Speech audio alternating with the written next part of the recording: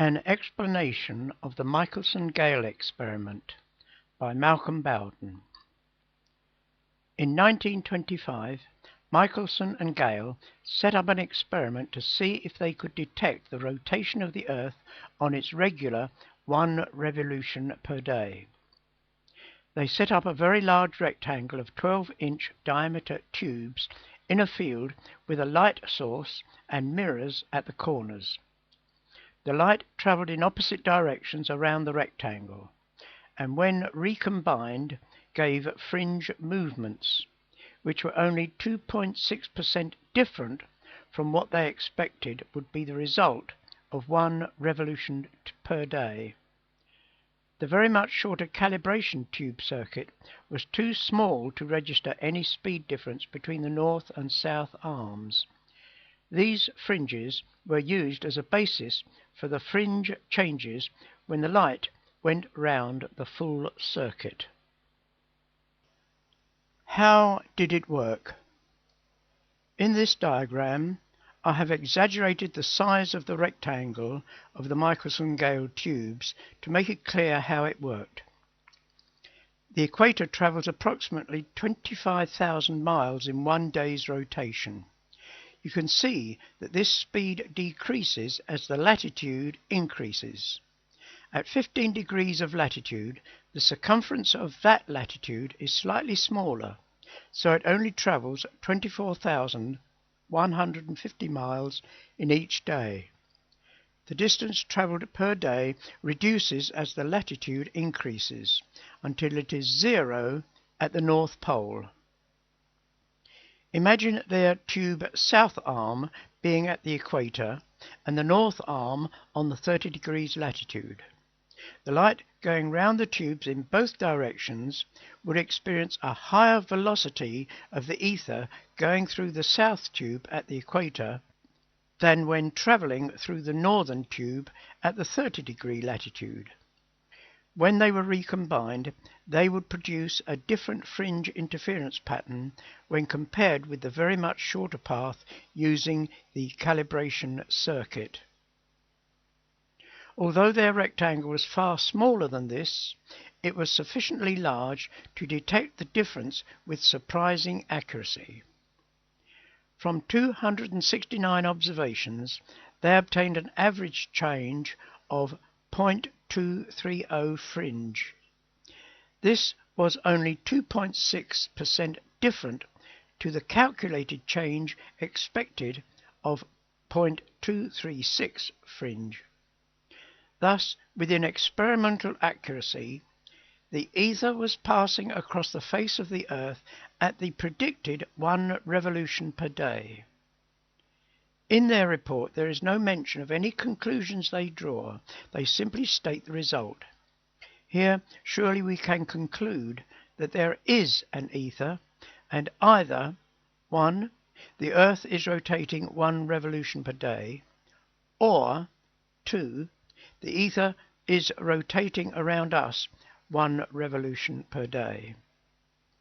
That it was item 2 that was correct had already been demonstrated by Airy in 1871. As we have shown in a separate YouTube video given here below, his results showed that it was the ether rotating around the stationary Earth. This was a disastrous result for the establishment scientists, who could not possibly allow any evidence that the Earth was in a special position in the universe to have any scientific support whatsoever. So Airy had to completely fudge his report to say his results merely refuted a proposal by Professor Klingerfues. So here we now have the MG experiment proving that there was an ether and that it was moving across the surface of the Earth 1 rotation per day.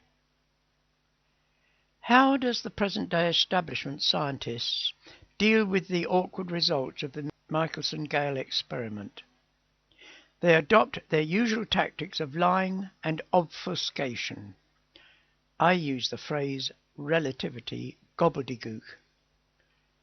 The first thing they do is that, whatever the obvious interpretation of the results might be, they immediately boldly claim that they confirm relativity theory. They then proceed to muddy the waters by speaking about inertial frames of reference and entering into complex explanations of how the experiment fully confirms relativity.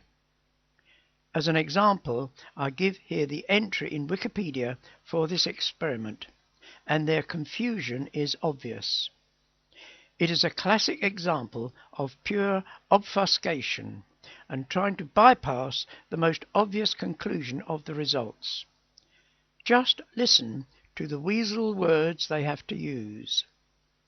It should be noted that Michelson remained a believer in the existence of the ether to the end of his life. A quote from Wikipedia on the Michelson Gale Experiment. As it was already pointed out by Michelson in 1904, a positive result in such experiments contradicts the hypothesis of complete ether drag.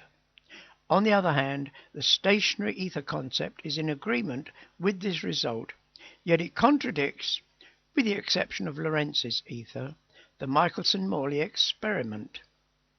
Thus, special relativity is the only theory which explains both experiments. Emphasis MB. Does it really? Here is the bold claim. They do not bother to provide any explanation or evidence whatsoever. The experiment is consistent with relativity for the same reason as all other Sagnac-type experiments. See Sagnac effect. That is, rotation is absolute in special relativity because there is no inertial frame of reference in which the whole device is at rest during the complete process of rotation. Emphasis MB. This is pure relativity gobbledygook, used to wriggle out of clear evidence. Thus, the light paths of the two rays are different in all of those frames. Consequently, a positive result must occur. It is also possible to define rotating frames in special relativity by the Born coordinates. Yet in those frames the speed of light is not constant in extended areas anymore. Thus also, in this view, a positive result must occur. Today, Sagnac-type effects due to Earth's rotation are routinely incorporated into GPS. That's the end of the Wikipedia quote. This is another half-lie. They have claimed that Sagnac is explained by relativity, and that GPS corrections are the results of relativity. These GPS corrections are really classic corrections, including Sagnac, and are nothing to do with relativity. This claim is regularly made by relativists. There are a number of sites on the internet debunking the many false claims of relativity. One of the best, dealing with GPS satellites and many other problems with the theory that contends they are not affected by relativity, can be seen at the following link. Finally, to get rid of the Michelson-Morley failure to detect the 30 kilometers per second speed of the Earth around the Sun, Einstein just abolished the ether in his relativity theory. Yet here we have again clear evidence of the existence of the ether. There is no mention of this awkward fact in this review. Orthodox relativity scientists are all guilty of willful blindness. Malcolm Bowden, 5th of April 2017.